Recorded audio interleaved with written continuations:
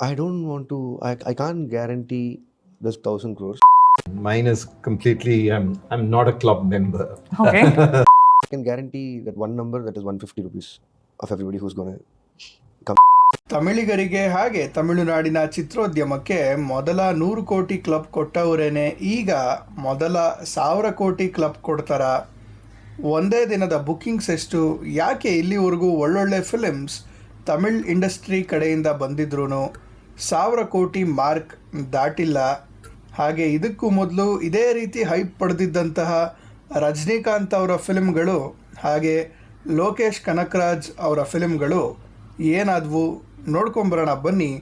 ಎಲ್ರಿಗೂ ನಮಸ್ಕಾರ. ಕೇಡಿ ಕತೆಗಳಿಗೆ ಸ್ವಾಗತ. ಇದು ನಿಮ್ಮನ್ನ ತಲುಪೋ ದಾರಿಯ 31ನೇ ಹೆಜ್ಜೆ.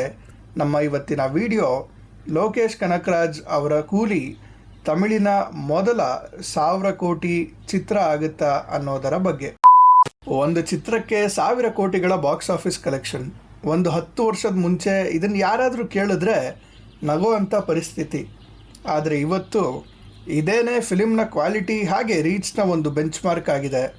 ಇದೆಲ್ಲ ಶುರು ಆಗಿದ್ದು 28 ಏಪ್ರಿಲ್ 2017.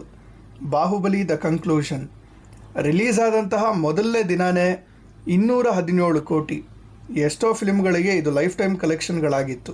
ಈ ರೀತಿ ಒಂದು ಹೊಸ ಇತಿಹಾಸ ಹಾಗೆ ಒಂದು ಹೊಸ ಬೆಂಚ್ ಮಾರ್ಕ್ನ ಸೃಷ್ಟಿ ಮಾಡಿದಂತಹ ಬಾಹುಬಲಿನ ಫಾಲೋ ಮಾಡಿದ್ದು Dangal, which eventually became the highest grossing Indian film of all time.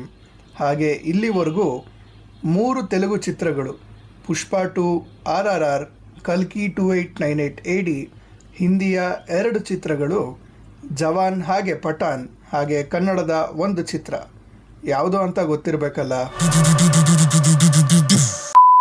ಬೇರೆ ಇಂಡಸ್ಟ್ರಿಗಳಲ್ಲಿ ಇಷ್ಟೆಲ್ಲ ನಡೀತಿದ್ರು, ತಮ್ಮಲ್ಲಿ ಕೈ ತುಂಬ ಸ್ಟಾರ್ಗಳಿದ್ರು, ಒಳ್ಳೊಳ್ಳೆ ಡೈರೆಕ್ಟರ್ಗಳಿದ್ರೂ ಯಾಕೆ ಕಾಲಿವುಡ್ ಪಾಲಿಗೆ 1000 ಕೋಟಿಯ ಕ್ಲಬ್ ಮರೀಚಿಕೆಯಾಗಿದೆ ಅನ್ನೋ ಪ್ರಶ್ನೆಗೆ ಉತ್ತರ ನಾರ್ತ್ ಇಂಡಿಯನ್ ಎ ಬಾಲಿವುಡ್ ಬೆಲ್ಟ್ನಲ್ಲಿ ನಡೆಯುವಂತಹ ಲ್ಯಾಕ್ ಆಫ್ ಪ್ರಮೋಷನ್ಸ್ ಹಾಗೆ ಡಿಸ್ಟ್ರಿಬ್ಯೂಷನ್. ಬರೀ ಸೌತ್ ಇಂಡಿಯನ್ ಮಾರ್ಕೆಟ್ಸ್ನಿಂದ ಚಿತ್ರಕ್ಕೆ ಒಳ್ಳೆ ಕಲೆಕ್ಷನ್ಸ್ ಬರಲ್ವಾ ಅಂತ ನೀವೇನಾದರೂ ಕೇಳಿದ್ರೆ ಬರುತ್ತೆ. ಆದರೆ 1000 ಗಡಿ ದಾಟೋಕ್ಕೆ ಬರೀ ಸದರ್ನ್ ಬೆಲ್ಟ್ನ ಕಲೆಕ್ಷನ್ಸ್ನಿಂದ ಆಗಲ್ಲ ಅನ್ನೋದು ಅಷ್ಟೇ ನಿಜ. ಇನ್ನು ಕೂಲಿ ವಿಚಾರಕ್ಕೆ ಬರೋದಾದರೆ ಇದೇ ದಿನ ಅಂದರೆ ಆಗಸ್ಟ್ 14ಕ್ಕೆ ಬಾಲಿವುಡ್ನ ಸ್ಪೈ ಯೂನಿವರ್ಸ್ನಿಂದ Hrithik Roshan, who is also supported by NTR from the Telugu markets, War 2 release ಆಗ್ತಿದೆ. ಈ ಚಿತ್ರದ ಮೇಲೆ ಸದರ್ನ್ ಬೆಲ್ಟ್ನ ಹೈಪ್ ಅಷ್ಟಿಲ್ಲ ಅಂದ್ರೂ this would certainly hamper the Hindi collections of the film Coolie. ಇದು ಒಂದು main reason for Tamil films not grossing over 1000 crores. ಅಂದರೆ ಮಿಕ್ಕಿದ್ದು ತಮಿಳ್ನಾಡಲ್ಲಿರುವಂಥ ಸ್ಟ್ರಿಕ್ಟ್ ಅಥವಾ ಕಂಟ್ರೋಲ್ಡ್ ಟಿಕೆಟ್ ಪ್ರೈಸಿಂಗ್ ಆಗಿರ್ಬೋದು, ಅಥವಾ ಇದೇ ರೀತಿ ಪ್ರಯತ್ನಗಳಿಗೆ ಮುಂಚೆ ಸಿಗಬೇಕಾಗಿರುವಂತಹ ರಿಸಲ್ಟ್ಸ್ ಸಿಗದೇ ಇರೋದೂ ಆಗಿರ್ಬೋದು.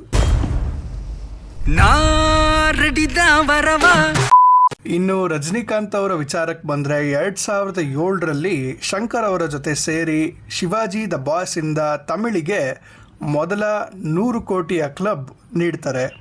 And it's pretty fascinating that Kollywood is still rooting at a 74-year-old man, young man in this case, for it's 1000 crore debut after their highly anticipated movies fail in the first half of 2025.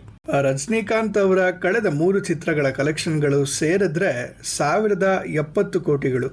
To be more specific, 188 crores from Annaatthe, 249 from Vettaiyan and a whooping 633 crores from Nelson's Jailer. ಇಷ್ಟೆಲ್ಲ ಇದ್ದರೂ ನಿನ್ನೆ ಅಂದರೆ ಶುಕ್ರವಾರ ಸಂಜೆ ಕೂಲಿ bookings open ಆಗಿದೆ. ಈಗಾಗಲೇ 30 ಕೋಟಿ ಕಲೆಕ್ಷನ್ ದಾಟಿದೆ ಬುಕ್ಕಿಂಗ್ಸ್ನಲ್ಲೇ ಅಂತ ಹೇಳಲಾಗ್ತಿದೆ. However, we should wait until the official confirmation from the team. ಇದೆಲ್ಲದರ ನಡುವೆ ಕನ್ನಡ ಡಬ್ಡ್ ವರ್ಷನ್ನ ಟ್ರೈಲರ್ನ ಲೇಟಾಗಿ ಬಿಟ್ಟಿದ್ದು, ಈ ವರ್ಷನ್ಗೆ ಥಿಯೇಟರ್ಗಳನ್ನು ಕೊಡದೇ ಇರೋದು, ಹಾಗೆ ಇಲ್ಲಿ ಮಾಡ್ತಿರೋಂಥ ಪ್ರಮೋಷನ್ಸ್ ಮಾತೇ ಇಲ್ಲ. ನೀವು ನೆಕ್ಸ್ಟ್ ವೀಕೆಂಡ್ ಕೂಲಿಗೆ ಕಾಯ್ತಿದ್ದೀರಾ ಅಥವಾ ವಾರ್ 2ಗೆ ಕಾಯ್ತಿದ್ದೀರಾ? ಕಮೆಂಟ್ ಸೆಕ್ಷನ್ನಲ್ಲಿ ತಿಳಿಸಿ. ಮತ್ತೆ ಸಿಗೋಣ ಮುಂದಿನ ವಿಡಿಯೋದಲ್ಲಿ. ಇದಾಗಿತ್ತು ಇವತ್ತಿನ ವಿಡಿಯೋ. ಇಷ್ಟ ಆದರೆ ಲೈಕ್, ಶೇರ್, ಸಬ್ಸ್ಕ್ರೈಬ್ ಮಾಡ್ಕೊಳ್ಳಿ.